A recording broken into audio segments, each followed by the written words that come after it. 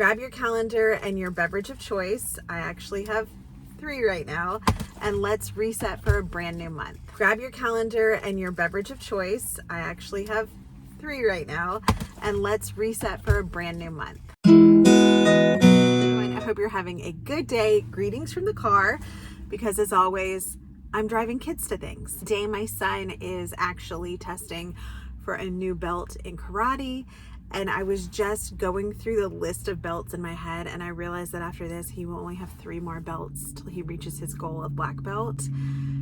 And slow down, you're 13. Let's slow down. But I love that as I'm dropping him off, I see a lot of adults with their belts going in to test, and these are grown-ups who they just don't care if they're testing with kids. They are here to fulfill a lifelong dream, and that is inspiring to me. But I thought that we would sit down. We do this every month if you're new, and we talk about our goals, what worked, what didn't, and how we're preparing for a new month. So let's just jump right in. But first, if you're new around here, hello, my name is Lydia Senn, and I make videos on frugal and simple living. We're a debt-free family of 6, and I believe that you can save time and save money. So if that's what you're into, I would love for you to subscribe and join our community.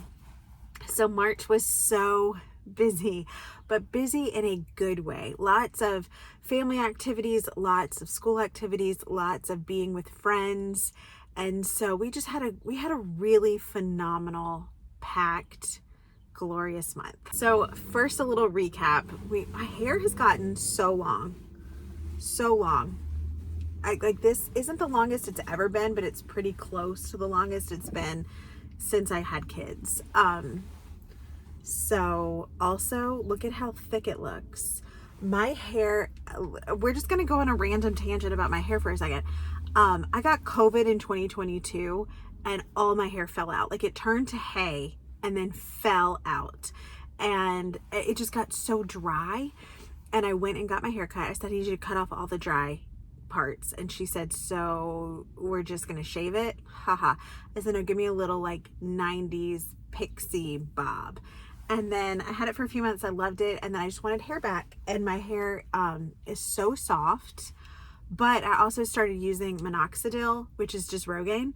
I get the off-brand men's foam because pink tax, they charge ladies the same amount or more for less active ingredients. So that's what I've been using, and it works because my hair is thick. I went for my birthday, my husband sent me to this place where they like massage your scalp. It's so awesome. And they stick a little camera down in there so you can see what's going on in your scalp, and you could see all the little new growth. So it works. I don't follow the rules. You're supposed to wash your hair, dry it, put it on. I put it on dirty hair and I go to sleep, and then I wash it the next day. Okay, and I don't use it every day. Okay, so let's go into March. We started off March on a trip. The first week of March, my kids, everything was closed for school for Mardi Gras break. And so we didn't have any after school activities. We didn't have any therapies. We didn't have anything. And because we live on near Mobile, Alabama, they claim where Mardi Gras started. I don't know. The kids get a whole week off. So we went to Mammoth Cavern National Park in Kentucky, and it was absolutely beautiful. We stayed in a treehouse cabin at the KOA, Horse Cave KOA. It was just a cabin up on piles, but the piles were made to look like trees. We had a beautiful view. We had the entire campground to ourselves. We never saw another person, including the people that work there. It was great, right up my alley. We went on a hike in the caves. We went on hikes in the woods. We went to this really cheesy tourist trap place called Dinosaur World, where you can walk through the woods and see dinosaurs, but my kids absolutely loved it. We had such a good time. And then we came straight home on a Wednesday, taught Wednesday night church, and then the next day we had History Day. So my kids, the way we do History Day in our co-op is it's based on their age. So my oldest son had to do a big cartography project. He took two books that he read, which were The Lion, the Witch, and the Wardrobe and Number the Stars. He talked about how they related to each other, what the context of history was. He drew a map of Europe, labeled where the events happened, and then did a little writing about C.S. Lewis and the work that he did during World War II. Fascinating, by the way. Then my 11-year-old dressed up as Eisenhower. Eisenhower was also a fascinating person. And then my 7-year-old, who is now 8, and we'll talk about that in a minute, he dressed up like Jimmy Carter. And it was so cute. Libby wanted to be Michelle Obama, but she ended up not participating. But the best part of it was my parents got to come. And if you didn't know, my dad had a stroke on New Year's Eve. And when he had his stroke, he lost complete use of one side of his body. And we weren't sure what was going to happen.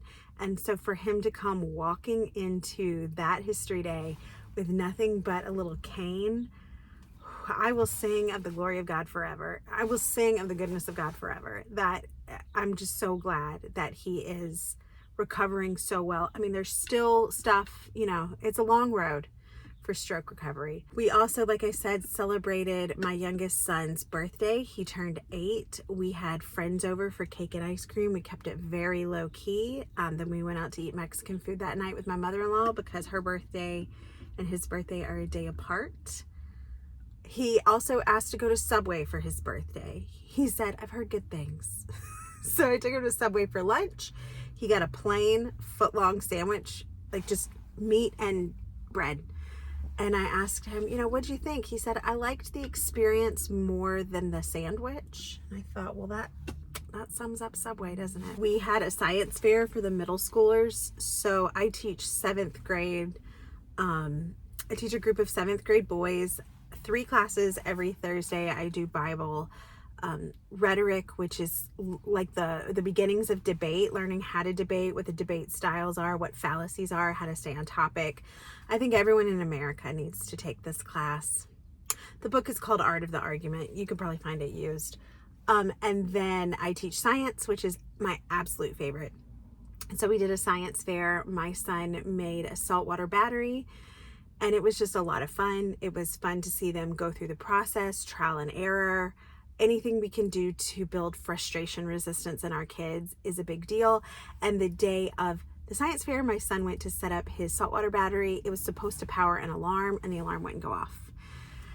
And so I'm standing there, not panicking, but just, when you've seen your kid work hard at something and it's not working out, that frustration that you feel, that like, oh no.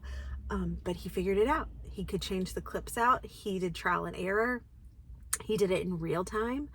And it was good to see him overcome something that could have been a really frustrating experience for a kid who put in hours. Okay, so let's talk about books that I read and what I enjoyed this month. So the first book I read this month was with my son. We finished Secret Garden. It was boring. I'm sorry, it was boring. He was complaining about how boring it was, and I said, fine, I'll read it with you.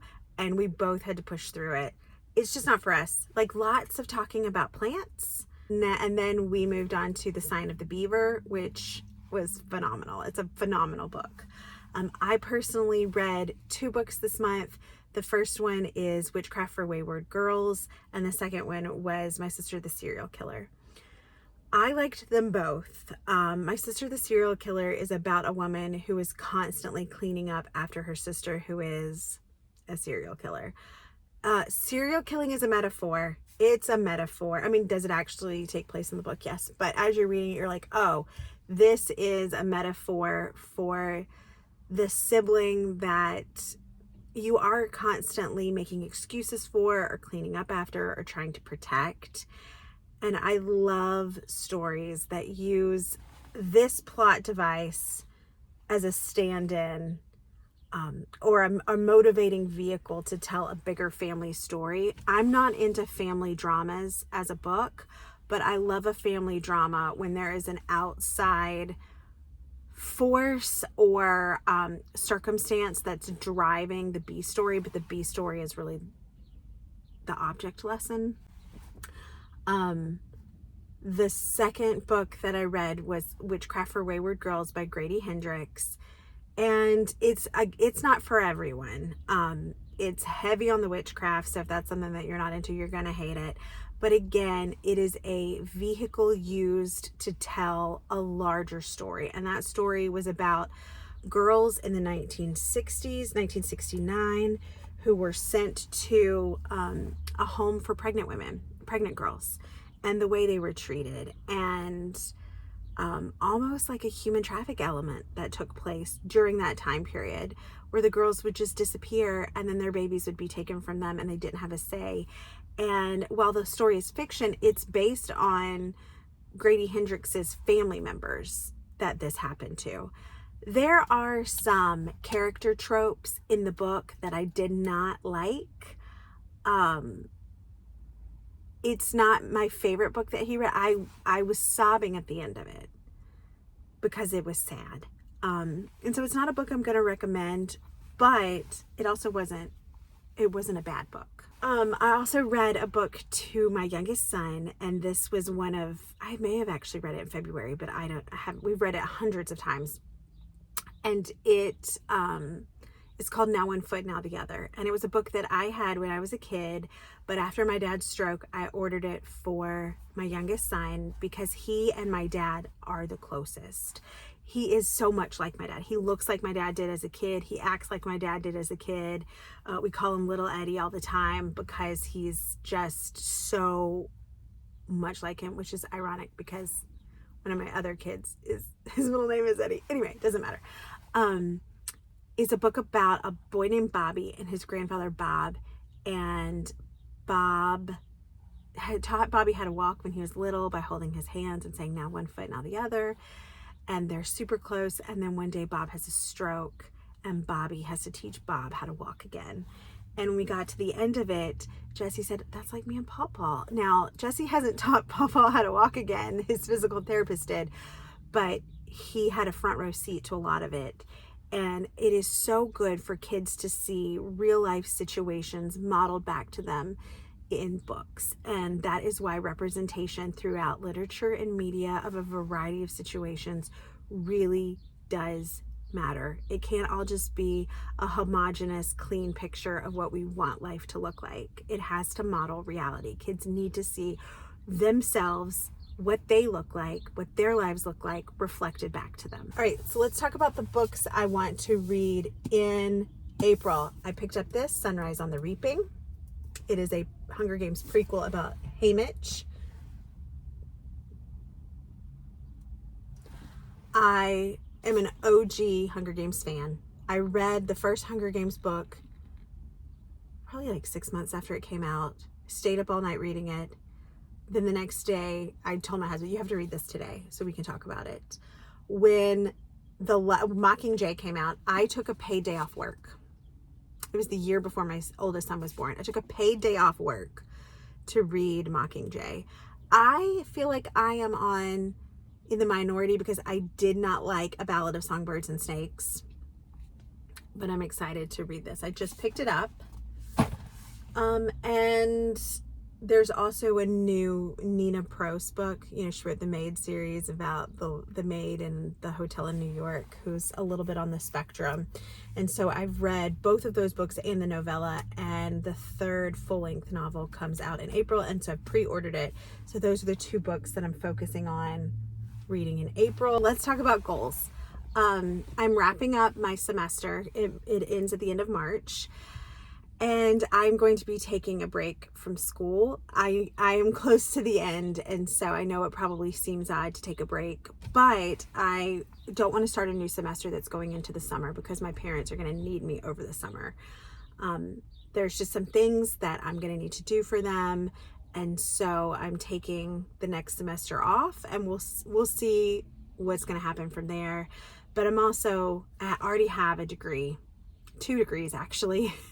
And I've gotten all these certifications, and so I'm at the point where I could get a job if I needed to. And in fact, maybe I am, maybe I'm not, maybe I have, maybe I haven't. So I'm just taking a step back from school because I have family things that I need to do, but I've also had other opportunities open up to me that are kind of exciting. So stay tuned for maybe for me to tell you, maybe I won't. I don't know. But our April goal, really to get my garden going, to complete some tasks around the home. And really that's it. Spring break will be this month. And so we've got spring break plans and to see family. I also need to jump on ordering curriculum for next year's school year. I'll have a kindergartner, a third grader, a sixth grader, and an eighth grader. My baby's starting kindergarten. My baby is starting kindergarten. She's a good girl. She tries so hard. We've had some challenges, having a child on the autism spectrum, having a daughter, like none of this, it doesn't come with a playbook. Our doctor told me that recently. He was like, there's no roadmap for this, and you're doing such a good job. But I don't always feel like it. And there have been some things that have occurred. There was a situation where a little girl told her that she and the other girls couldn't play with her and they named one of the things that she does that she can't control because of her autism, and it hurt her feelings. And she mentioned it several times. She has therapy every day. She told her therapist cried. The other mom in the waiting room got mad on her behalf, and I was like, yeah, it's upsetting, but we're going to learn from this. And just like knowing that we live in a world that's not going to always accept her for who she is, but our home always accepts her for who she is. I say that we're the family that stems together because she'll do stuff and my 13-year-old will be like, that's the cutest stem, Libby. And they take such good care of her. But the world outside of our home isn't always going to take care of her. And so we have to give her the tools to navigate that. And unfortunately, the rhetoric around children with disabilities over the last couple months has just plummeted to the lowest common denominator. And I don't know, it's kind of a scary time to parent a child with a disability. So let's do some journal prompts. This is how I end every recap video. So my first question is, if April showers could wash away one thing in your life, what would it be? That is such a good question. There's stuff I want to say, but not just my life, all of our lives at this point. My husband has lupus, and right now he's in physical therapy to help him with pain management. And I think if it could wash away one thing, it would be his pain, and that he could just rest and not feel the physical and mental toll of lupus. With Easter comes a reminder of new life. What is something that feels like is bringing you life right now? A community connection with other moms. Wow, how I look at just this past month, but also the past year, how other moms have shown up for me and taken care of me, and hopefully I've shown up for them too. I have a kidney stone. I had kidney stones in March. Oh my gosh. And mine wasn't that bad. Like, you hear people talk about, oh, it's worse than labor. It's excruciating. It's the worst pain. Mine wasn't. It wasn't great, but it also wasn't the worst pain I've experienced. And somebody said, oh, that's because endometriosis prepared you. But I had this pain in my back that started when we were on our trip, and I thought I had pulled a muscle, and it didn't go away. And then, this is TMI, but I was at our community day for the science fair, and I went to the bathroom and there was blood, and it kind of freaked me out because I don't have a uterus anymore. And so I told my friend, and she's like, you need to call the doctor right now. And then I told my other friend, she's like, I got your kids, don't you even worry about it. Go, I got your classes covered. If you need me to bring your kids to you later, just whatever you need. And I went to the doctor, and she was like, you have kidney stones, and gave me a couple of medications, told me what to do, and I just waited for it to pass. I got cramps later, like a week later, that felt like if you've given birth, those contraction cramps, that's really what it felt like. And then it was over. I just kind of had to breathe through it It hit me when I was in the middle of teaching Bible class, but it's fine. My friends, my mom friends, are giving me life, like through a text, I'm thinking about you, or hey, my kids really want to get together with your kids, or do you want to meet up for coffee or margaritas? And also brand new babies. Two of my friends had babies in March or like the end of February, and I got to see them in March. And so it's exciting to take people meals and take care of them and love on them through this beautiful, beautiful season of having babies and getting to hold the babies and getting to give babies bottles. I'll do anything to hold a baby. That's why I work in the church nursery. I'm going to be one of those old ladies in a nursing home that they give a doll to take care of. Okay, so that's it. I would love to know your answer to any of these questions. Leave me a comment below. Thank you for being here, and I'll see you soon.